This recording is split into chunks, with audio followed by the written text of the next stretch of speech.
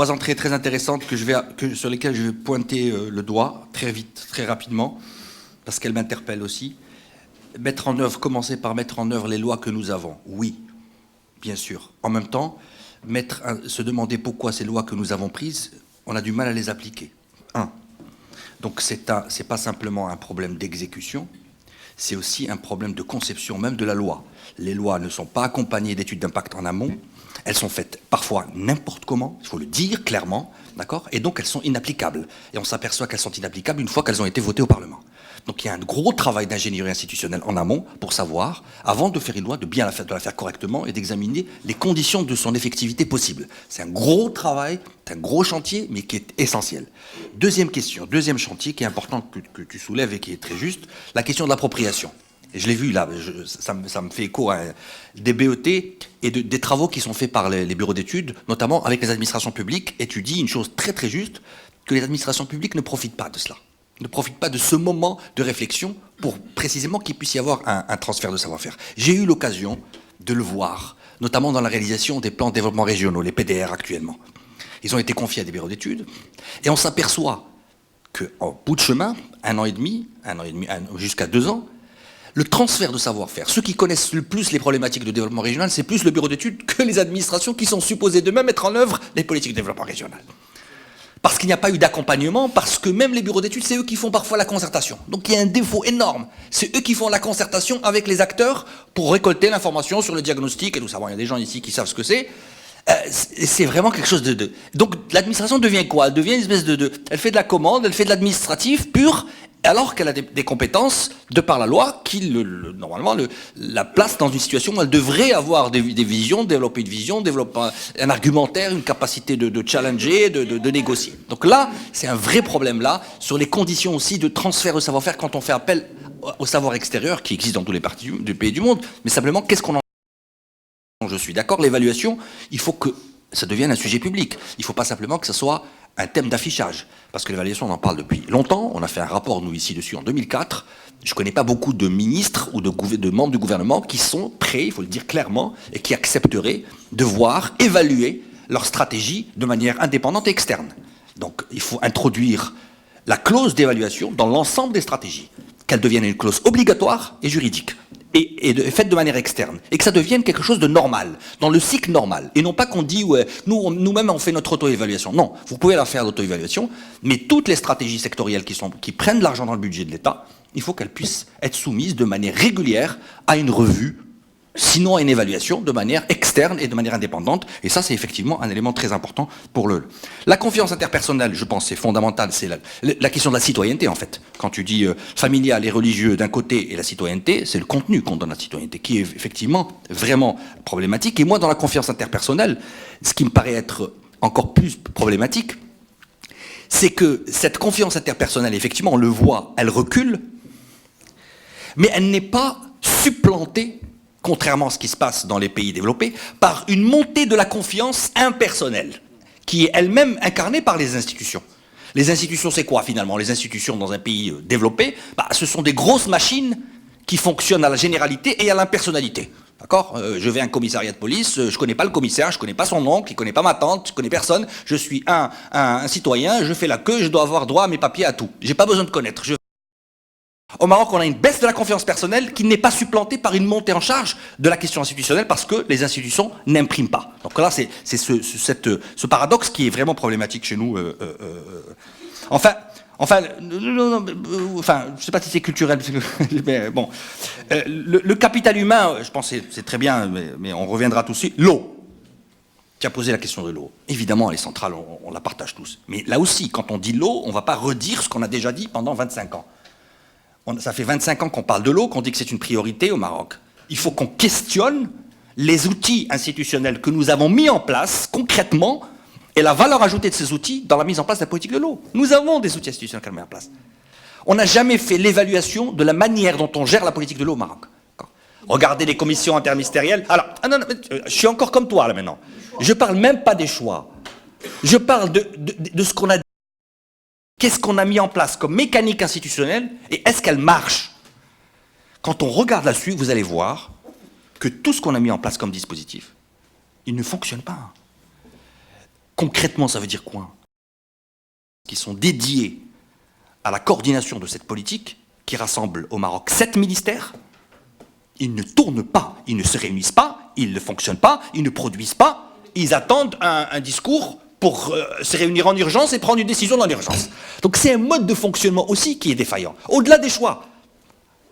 Mais parce que pour pouvoir discuter des choix, encore faut-il que les gens se réunissent de manière régulière et qu'il y ait un coordonnateur et qu'il y ait un opérateur de convergence, et je reviendrai sur cette question tout à l'heure, qui puisse prendre en main, un chef de file, quoi, qui puisse prendre en main la politique et puis la conduire jusqu'à ce sur quoi on s'est mis d'accord. Ça ne fonctionne pas. Donc on peut prendre la meilleure politique du monde, on peut se mettre d'accord sur n'importe quoi, si on ne résout pas ces problèmes-là de gouvernance publique interne, on n'arrivera pas. Voilà. Avant de continuer le débat, pour le recadrer, la question à laquelle on est confronté aujourd'hui, c'est que bien sûr, il y a tout un tas de chantiers. Les priorités, elles sont partout. Dans n'importe quel secteur ou dans n'importe quel sous-secteur, on va trouver fondamentalement des choses sur lesquelles on doit travailler. Et je pense que si on va dans cette direction-là, on va finir par un inventaire à l'après-vert d'un certain nombre de priorités. Moi, Ali, peut-être pour rester dans... Pour que cette deuxième séquence en fait se focalise, ce que je demanderais à tout le monde, c'est vraiment d'essayer d'identifier le nœud sur lequel on va agir, parce que je ne pense pas qu'on a la prétention aujourd'hui, ce matin, de traiter toutes les différentes problématiques aujourd'hui, notamment aux différents des niveaux sectoriels. Par exemple, juste pour illustrer le point, ma théorie personnelle, c'est qu'aujourd'hui, toutes les politiques publiques ou tout ce qu'on doit faire doit être analysé en fait selon un critère unique et simple. C'est ce que sont des théories, est-ce que ce qu'on est en train de faire aujourd'hui va favoriser une croissance ou pas? Et quand je parle de croissance, juste pour préempter, je ne parle pas d'une croissance comptable ou destructrice de la planète, comme disait Mounira par exemple. Aujourd'hui, dans le domaine culturel, on peut gagner par exemple beaucoup de points de croissance, enfin pas beaucoup, mais on peut au moins développer ça, ou dans les technologies de l'information, sans que ce soit notamment quelque chose qui soit prédateur pour la planète aujourd'hui. Et bien évidemment, dans la partie croissance économique aujourd'hui, je pense que Youssef va développer ça beaucoup aujourd'hui. Fondamentalement, il peut y avoir de croissance économique sans un modèle social et de protection des individus aujourd'hui qui fonctionne. Si on ne le fait pas, on n'a pas aujourd'hui de situation. Si on prend un critère tel que celui-là, qui est la croissance, est-ce que les politiques publiques qu'on est en train de mener aujourd'hui sont des politiques qui sont pro-croissance ou pas pro-croissance? Ça implique de s'intéresser en fait aux sujets, je dirais, macroéconomiques ou vraiment aux sujets fondamentaux. Je pense que le premier, on est tous d'accord là-dessus, Youssef l'a mentionné, sans capital humain, je suis d'accord, c'est pas que l'éducation, il y a la santé dedans, mais il y a aussi tout le reste, mais l'éducation est vraiment une question importante. On est probablement aujourd'hui en train de notre croissance économique à cause des problématiques de capital humain aujourd'hui. Et qu'est-ce que ça implique? Je laisserai Youssef développer, mais pour moi, il y a deux choses à faire. Une qui est provocatrice et une qui l'est un peu moins. Ce qui est provocateur, c'est que si on a un déficit en capital humain aujourd'hui, il me semble que c'est le moment de se poser la question d'importer du capital humain aujourd'hui. C'est ce que historiquement un certain nombre de pays ont fait et continuent de faire.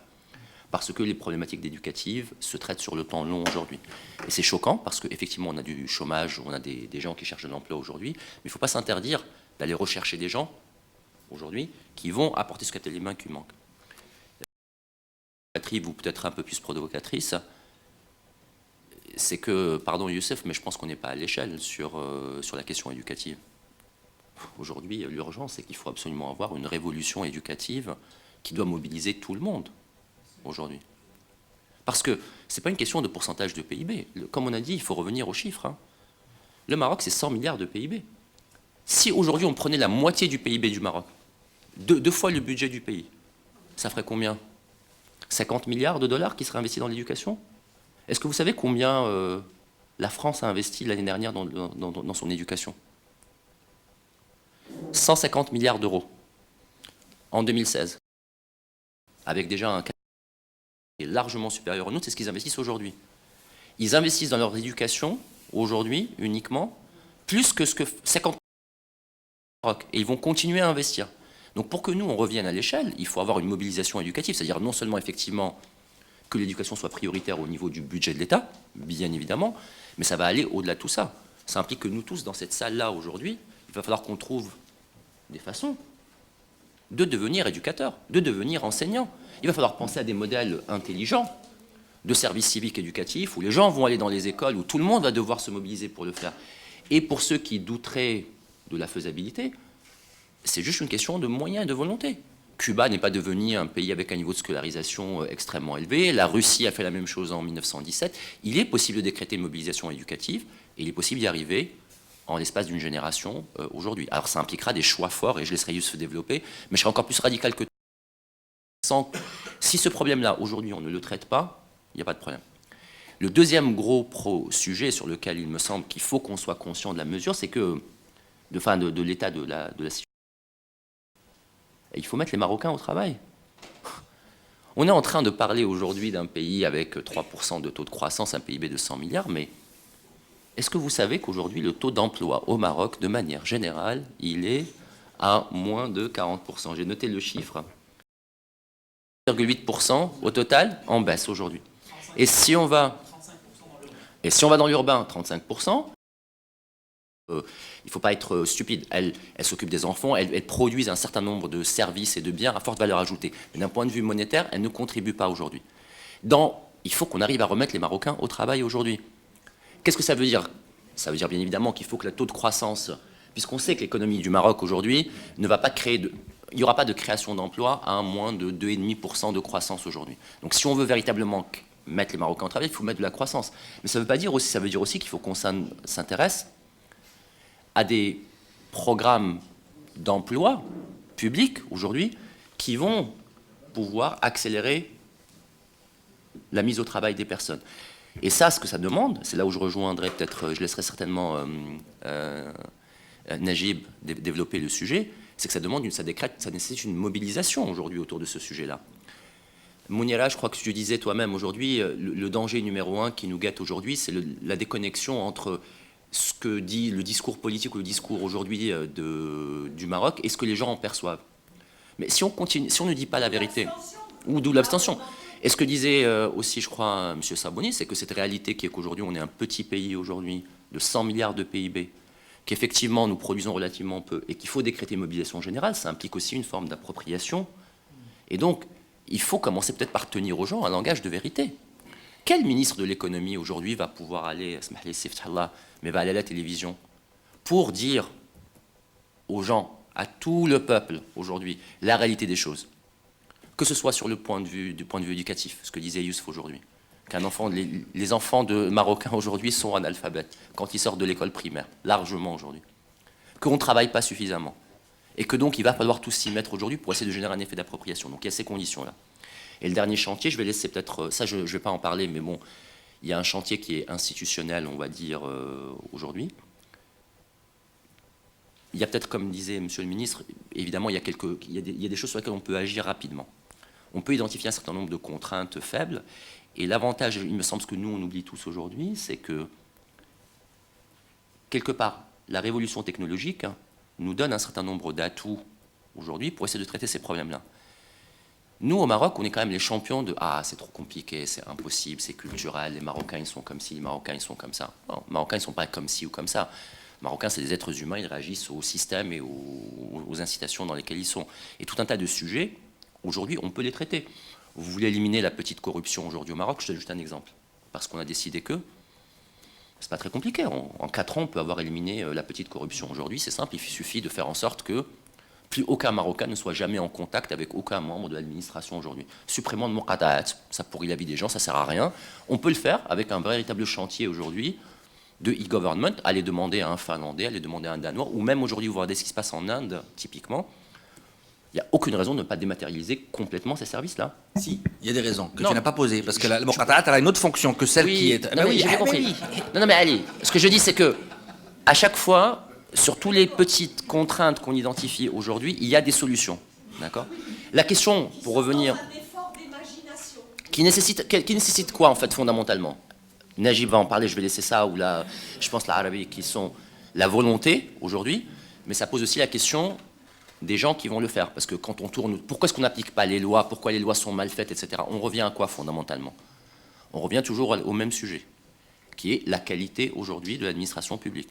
Donc là, par exemple, dans le mode opératoire, Ali, et je conclus là pour que le débat continue, ce que ça implique fondamentalement, c'est de faire ce qu'ont fait d'autres pays, c'est-à-dire de faire en sorte qu'on attire dans l'administration publique aujourd'hui les meilleurs. Qu'on attire aujourd'hui dans l'administration publique les meilleurs. Si on avait, au niveau de l'administration publique, un niveau de formation, au niveau non seulement, parce qu'aujourd'hui on a des gens qui sont très bons dans certains ministères, que ce soit à l'intérieur, que ce soit aux finances, que ce soit à l'industrie, mais qui n'est pas nécessairement décliné jusqu'en bas, faisons en sorte que la fonction publique aujourd'hui attire les meilleurs. Et la deuxième des choses qui a été faite par d'autres pays, rien ne nous interdit également de décréter un service civique pour tout le monde aujourd'hui qui va pouvoir contribuer. Parce que si on avait des gens au niveau de soit politique, soit de la prise de décision, qui avaient ces formations, ces compétences-là, tout un tas de sujets se régleraient d'eux-mêmes. On ne ferait pas les erreurs que vous avez mentionnées, qui est de faire de la planification touristique sans se poser la question de l'eau aujourd'hui, nécessairement. Si on pouvait synthétiser en fait ces quelques sujets qui vont pouvoir être des points d'entrée aujourd'hui pour décliner tout un tas de choses, il me semble qu'on pourrait peut-être aller un peu plus vers... Arabie sur le Moqata'a, on t'attend.